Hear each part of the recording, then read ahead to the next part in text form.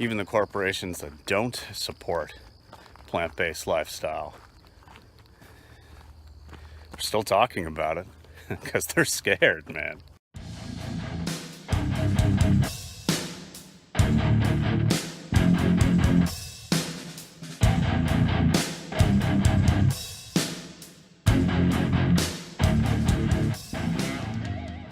Yeah, I've been having some great conversations this Vlogust, both with people who comment here on YouTube and other people who see my stuff on other forms of social media. And like I mentioned yesterday, it's always nice when people who are essentially, hunters and going fishing all the time and really just disconnected from the entire situation of animal agriculture and stuff, and then they post like, yeah, I'm done with this, this shit's nuts, like, this is crazy. Very rewarding, very nice to see that. I think that everything's going mainstream, and that's why it's happening. It's not just coming from, that one random vegan that the word vegan, and oftentimes, plant-based and stuff, is now just part of the conversation like it never was before. So you get an example of that is last night Jamie and I were just watching some TV, just chilling before we fell asleep, and really don't watch much TV at all, but there was a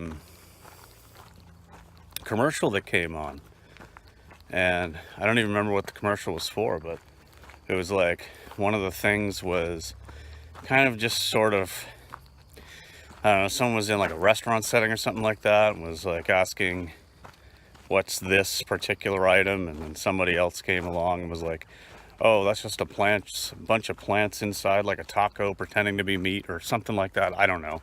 But like, even though it was sort of mocking of it in a sense, it was still part of the conversation. Like, that just never would have been part of an ad for some product. I don't even think like a year ago, certainly not that I've seen. So it's amazing how even the corporations that don't support plant-based lifestyle are still talking about it because they're scared, man. Or it's just, at least it's on their radar, so it becomes part of their conversation, and then they inadvertently kind of promote that shit in their own, stuff while trying to sell their own products. So it's like, it's just amazing to see. I keep talking about it, whenever I make update videos, like, how many years I've been vegan or something like that, how much things have changed, and it really is just incredible. Like, the word vegan was nowhere on the radar. Would never hear it, just would not hear it 4 or 5 years ago. It just didn't happen. And now it's like, vegan, plant-based, it's everywhere. Everyone's talking about it because it is the future. And so then you get people like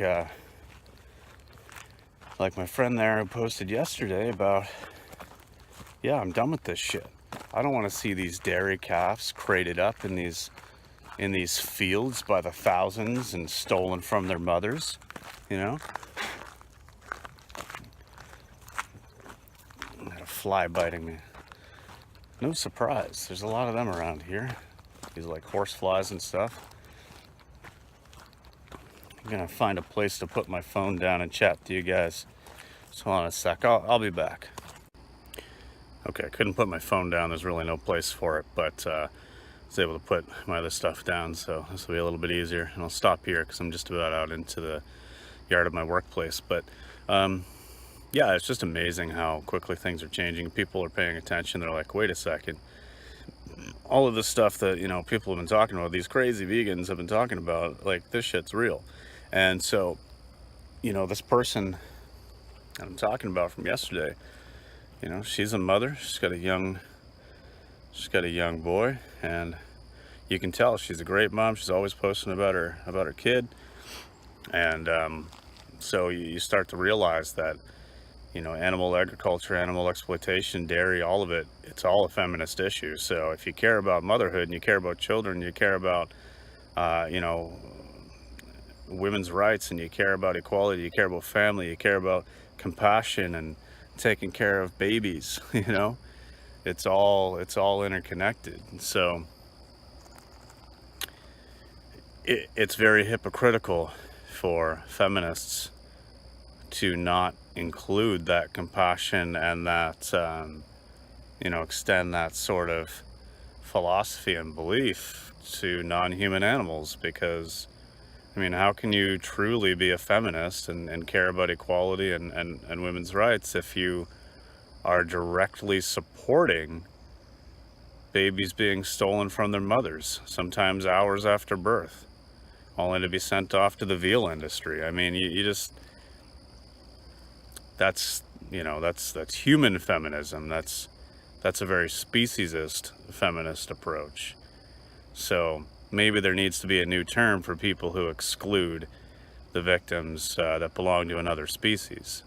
You know, and I get it. Human rights, women's rights, very important issues, and I'm not ever going to like say that, you know, there's anything wrong with feminism. I'm completely on board. I think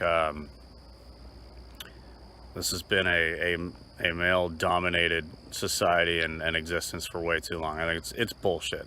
Coming from your typical straight white male that everyone says can't have an opinion, you know, I get it. Like, it is bullshit. There's a lot going on in this world that is completely uncalled for, and has been for a long time, and it's just been built into the system of how we expect things to work. So I'm all for change, but I think we need to include, you know, the grieving cow mothers, the grieving pig mothers, the grieving chicken mothers, the grieving everything and everyone who's victimized by animal agriculture for something that's completely unnecessary.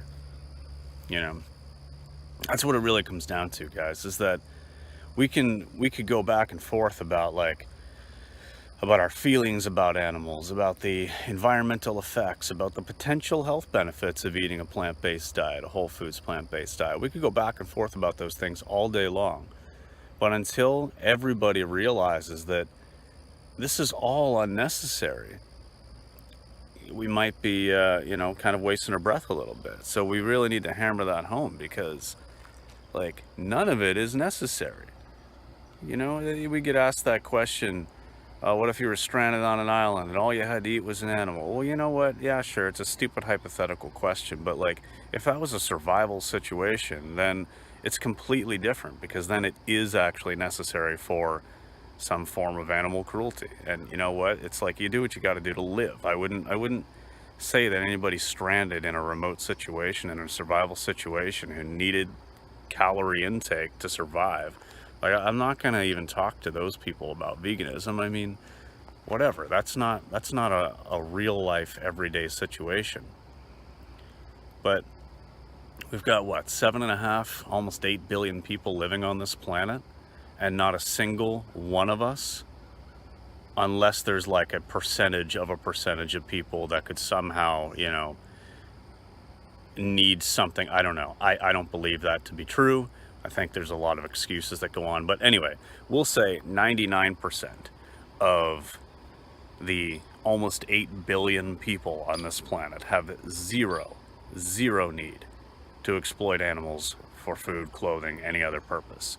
So that 99% is the target audience, and that 99% needs to realize, hey, this is all complete bullshit.